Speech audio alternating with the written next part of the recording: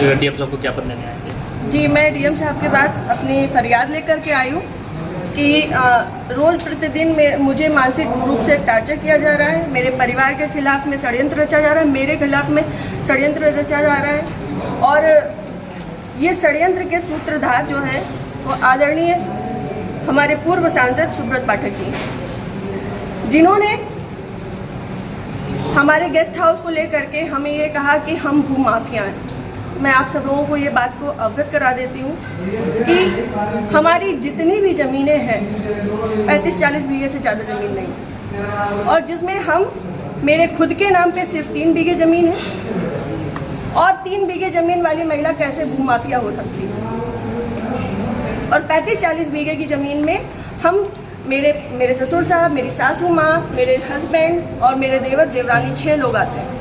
इतनी सी ज़मीन में कैसे लोग भूमाफिया हो जाते हैं? जो ये बड़ा उससे कह रहे हैं कि चपुन्ना के भूमाफिया। और रही बात मेरे गेस्ट हाउस की, राधा रानी गेस्ट हाउस की, तो आज इन्हें ये पर लग रहा है कि वो हमने सरकारी भूमि में बनाया है, अवैध ज़मीन पे कब्जा किया है। तब क्यों नहीं लग रहा था जब 5 साल से उसी में दावतें खा रहे थे, भारतीय जनता पार्टी की मीटिंगें कर रहे थे, हमारा पैसा खर्च करवा रहे थे, रोज मीटिंगें हो रही थी, तब क्यों नहीं ये आपको लग रहा था? आप पूर्व सांसद के ऊपर एक आरोप लगा रहे हैं, आप भी बीजेपी के कार्यकर्ता? मैं बीजेपी की कार्यकर्ता हूं और बीजेपी में ही काम करती हूं शुरू से लेके लास्ट तक, जब तक मेरा जीवन मुझे अलाउ करेगा, जब तक ये कन्नौज के नेता मुझे सहज भारतीय जनता पार्टी में रहने देंगे, तब तक मैं भारतीय जनता पार्टी की ही सदस्य हूँ। पार्टी में आपने इसकी उच्च पद पे लोगों से शिकायत की है क्या? मैंने ये इस विषय के बारे में यहाँ से लेके प्रदेश अध्यक्ष तक को सबको सारी बातें पता है, और आज से नहीं पता है, ये पिछले 2 सालों से पता है। मेरे पिताजी, मेरे ससुर साहब, मेरे हस्बैंड, मेरे हम सब लोगों के लिए हत्या तक का मतलब षड्यंत्र रचा जा चुका है, और विगत के चुनाव के निर्णय के बाद ही रचा गया। पिछली 4 जून को रिजल्ट आया है, पिछली 3 जून को ये हमारे गांव गए थे। हमारे गांव जाकर के इन्होंने, हमारे राइवल्स हैं जो, उनके घर जाकर के इन्होंने 2 घंटे की बैठक रखी जिसमें षड्यंत्र रचा गया। और उसके बाद ही उसी दिन इनके एक प्रमुख कार्यकर्ता कहिए, चमचे कहिए, कुछ भी कहिए, वो जीतू त्रिपाठी, उन्होंने मेरे ससुर साहब को फ़ोन किया, जिसकी मैं रिकॉर्डिंग आप सबको भेजूंगी और चाहूँगी कि मीडिया में आप चलाएं। उन्होंने मेरे ससुर साहब को धमकी दी कि अगर चपुन्ना चुनाव नहीं जीता तो आपको 4 तारीख के बाद देख लिया जाएगा। उसके बाद से ये सारा षड्यंत्र रचा गया। क्या चुनाव हरवाने में आपका भी श्रेय जाता है? मैं भारतीय जनता पार्टी, जिस तरीके से वो आरोप लगा रहे हैं, क्या वो कुछ भी कहे, वो तो ये भी कह रहे हैं कि भाई नया त्रिपाठी ने 20 लाख रुपए ले लिए थे सपा से, वो तो उनका मुंह है, कुछ भी कह सकते हैं। पर मैं भारतीय जनता पार्टी की कार्यकर्ता हूँ, और सभी लोग सोशल मीडिया जानते हैं, चलाते हैं, सभी लोग मेरी आईडी में देख सकते हैं कि मैंने किस तरीके से काम किया है। मैं सुब्रत पाठक के लिए काम नहीं करती, मैं भारतीय जनता पार्टी के लिए काम करती हूँ। आपने प्रशासन और पुलिस से शिकायत की इस बारे में? जी, मैंने पिछली 25 तारीख को प्रशासन पुलिस से शिकायत की थी, जिसमें सीओजी की टीम गठित है, और अभी तक कोई भी पकड़ा नहीं गया है। क्या मानती है पुलिस, प्रशासन और पुलिस दोनों लापरवाही कर रहे हैं?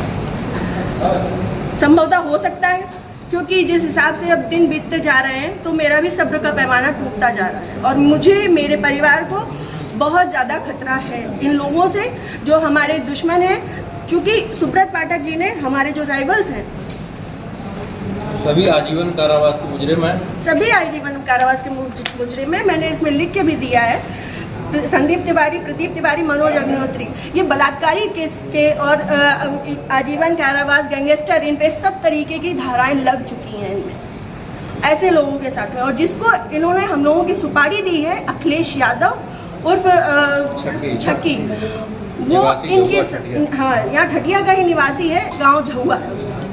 वो इन लोगों के साथ में, सुब्रत पाठक के साथ में भी जेल में रहा है, और इन लोगों के साथ में भी जेल में रहा है, और अभी फरार है। और इन लोगों की मोटरसाइकिल भी उनके पास है, अभी तक वो भी बरामद नहीं हुई।